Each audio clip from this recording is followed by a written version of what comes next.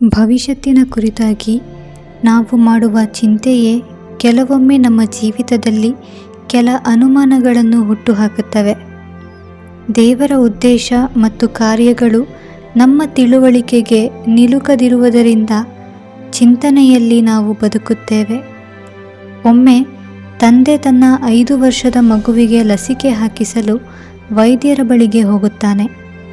ವೈದ್ಯರ ಕೈಯಲ್ಲಿರುವ ಆ ಚುಚ್ಚುಮದ್ದನ್ನು ನೋಡಿ ಪುಟ್ಟ ಬಾಲಕ ಭಯಪಡುತ್ತಾನೆ. ಆ ಸೂಜಿಯ ಮೂಲಕ ತನ್ನ ರೋಗವನ್ನು ಗುಣಪಡಿಸುವ ಔಷಧಿ ತನ್ನ ದೇಹ ಸೇರುತ್ತದೆ ಎಂಬುದು ಮಗುವಿಗೆ ತಿಳಿದಿಲ್ಲ. ನೋವಾಗುತ್ತಿದೆ ಎಂಬುದು ಮಾತ್ರ ಆ ಮಗುವಿಗೆ ಗೊತ್ತು. ನೋವಿನಿಂದ ಜೋರಾಗಿ ಅಳುತ್ತಿರುವ ಆ ಮಗುವನ್ನು ಕಂಡು ತಂದೆ ಸುಮ್ಮನೆ ನಿಂತಿದ್ದಾನೆ. ಆ ಚುಚ್ಚುಮದ್ದು ಎಷ್ಟು ನೋವಿಸುತ್ತದೆ ಎಂದು ತಂದೆಗೆ ತಿಳಿದಿಲ್ಲವೇ? ಆ ಚುಚ್ಚುಮದ್ದು ನೀಡುವುದರಿಂದ ವೈದ್ಯರನ್ನು ತಡೆಯಲು ತಂದೆಗೆ ಶಕ್ತಿಯಿಲ್ಲವೇ? ಪುಟ್ಟ ಬಾಲಕನು ಮನೆಗೆ ಬಂದ ನಂತರ ಆ ನೋವನ್ನು ತನ್ನ ನೆರೆಯ ಸ್ನೇಹಿತರಿಗೆಲ್ಲ ಹೇಳಲಾರಂಭಿಸಿದನು.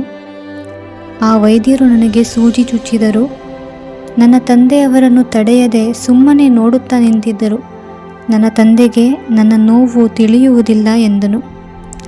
ಪ್ರಿಯರೇ, ನಿಜಕ್ಕೂ ಆ ತಂದೆಗೆ ಮಗುವಿನ ನೋವು ತಿಳಿದಿಲ್ಲವೇ? ವೈದ್ಯರನ್ನು ತಡೆಯುವ ಶಕ್ತಿ ಇಲ್ಲವೇ? ಖಂಡಿತವಾಗಿಯೂ ಇದೆ. ಮಗುವಿನ ನೋವು ತಂದೆಯ ನೋವು ಕೂಡ. ತಂದೆಗೆ ತನ್ನ ಮಗನನ್ನು ನೋವಿನಿಂದ ತಪ್ಪಿಸಲು ಖಂಡಿತವಾಗಿಯೂ ಸಾಧ್ಯ. ಆದರೆ ತಂದೆಯು ಆ ನೋವನ್ನು ಅನುಮತಿಸುತ್ತಾನೆ. ಮಗುವು ಗುಣವಾಗಲು ಬೆಳೆಯಲು ಆ ನೋವು ಅವಶ್ಯಕ. ಮಗುವು ಬೇಗನೆ ಗುಣವಾಗಬೇಕೆಂಬುದೇ ತಂದೆಯ ಗುರಿ. ಆದರೆ ಆ ಚಿಕ್ಕ ಮಗುವಿಗೆ ಇದನ್ನು ಗ್ರಹಿಸುವ ತಿಳುವಳಿಕೆ ಇನ್ನೂ ಬಂದಿಲ್ಲ. ಆ ನೋವು ತನ್ನ ಒಳಿತಿಗಾಗಿಯೇ ಎಂಬುದನ್ನು ಅರಿಯದೆ ನೋವಿನ ಕುರಿತಾಗಿ ಮಾತ್ರ ಚಿಂತಿಸುತ್ತಿದ್ದಾನೆ. ನಮ್ಮ ಪರಲೋಕದ ತಂದೆ ನಮಗೆ ನೋವಾಗಲು ಅನುಮತಿಸಿದರೆ ಅದಕ್ಕೊಂದು ಅರ್ಥವಿದೆ. ನಮ್ಮ ಮುಂದಿನ ಜೀವನಕ್ಕೆ ಅಗತ್ಯವಿರುವ ವರಗಳನ್ನು, ಕೃಪೆಯನ್ನು ಹೊಂದಲು ಆ ನೋವು ಅವಶ್ಯಕವಾಗಿದೆ. ಪ್ರಿಯರೇ, ನಾವು ಅನುಭವಿಸುತ್ತಿರುವ ಈ ಕಷ್ಟಗಳನ್ನು, ನೋವುಗಳನ್ನು ಯಾವುದೇ ಸಮಯದಲ್ಲಿ ನಿಯಂತ್ರಿಸಲು, ನಿಲ್ಲಿಸಲು, ತಡೆಯಲು ಪರಲೋಕದಲ್ಲಿರುವ ದೇವರಿಗೆ ಶಕ್ತಿ ಮತ್ತು ಅಧಿಕಾರವಿದೆ.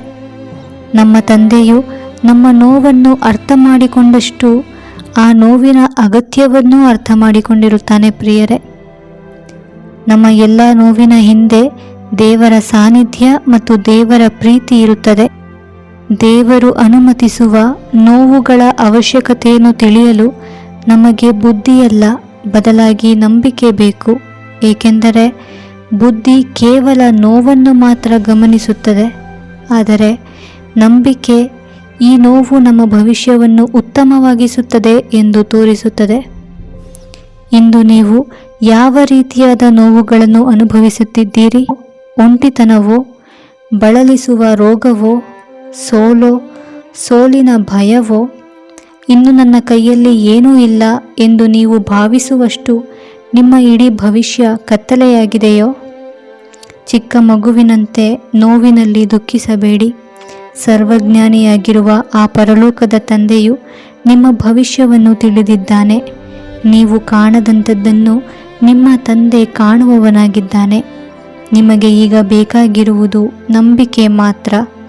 ತಂದೆಯ ಕೈಯನ್ನು ಬಿಗಿಯಾಗಿ ಹಿಡಿಯಿರಿ. ಆತನು ನಿಮ್ಮನ್ನು ನಡೆಸುತ್ತಾನೆ. ಈಗಿನ ಕತ್ತಲೆಯು ಹೋಗಿ ಪರಲೋಕದ ಬೆಳಕು ನಿಮಗಾಗಿ ಪ್ರಕಾಶಿಸುತ್ತದೆ. ನಿಮ್ಮನ್ನು ಆಡಿಕೊಳ್ಳುವವರಿಗೆ ಆ ನೋವಿನ ಅರ್ಥ ಗೊತ್ತಿಲ್ಲ. ಅವರು ನಿಮ್ಮ ಕತೆ ಮುಗಿದೇ ಹೋಯಿತು ಅನ್ನುತ್ತಾರೆ. ಆದರೆ ದೇವರು ನಿಮ್ಮನ್ನು ಉತ್ತಮವಾದ ಭವಿಷ್ಯಕ್ಕಾಗಿ ಸಿದ್ಧಪಡಿಸುತ್ತಿದ್ದಾನೆಂದು ಮರೆಯದಿರಿ. ನಾನು ಕಾರ್ಗತ್ತಲಿನ ಕಣಿವೆಯಲ್ಲಿ ನಡೆಯುವಾಗಲೂ ನೀನು ಹತ್ತಿರವಿರುವುದರಿಂದ ಕೇಡಿಗೆ ಹೆದರೇನು. ನಿನ್ನ ದೊಣ್ಣೆಯೂ ನಿನ್ನ ಕೋಲು ನನಗೆ ಧೈರ್ಯ ಕೊಡುತ್ತವೆ. ವೈರಿಗಳ ಮುಂದೆಯೇ ನೀನು ನನಗೋಸ್ಕರ ಔತಣವನ್ನು ಸಿದ್ಧಪಡಿಸುತ್ತಿ, ನನ್ನ ತಲೆಗೆ ತೈಲವನ್ನು ಹಚ್ಚಿಸುತ್ತಿ, ನನ್ನ ಪಾತ್ರೆಯು ತುಂಬಿ ಹೊರಸೂಸುತ್ತದೆ. ದೇವರ ನಾಮಕ್ಕೆ ಮಹಿಮೆಯಾಗಲಿ. ಆಮೆನ್.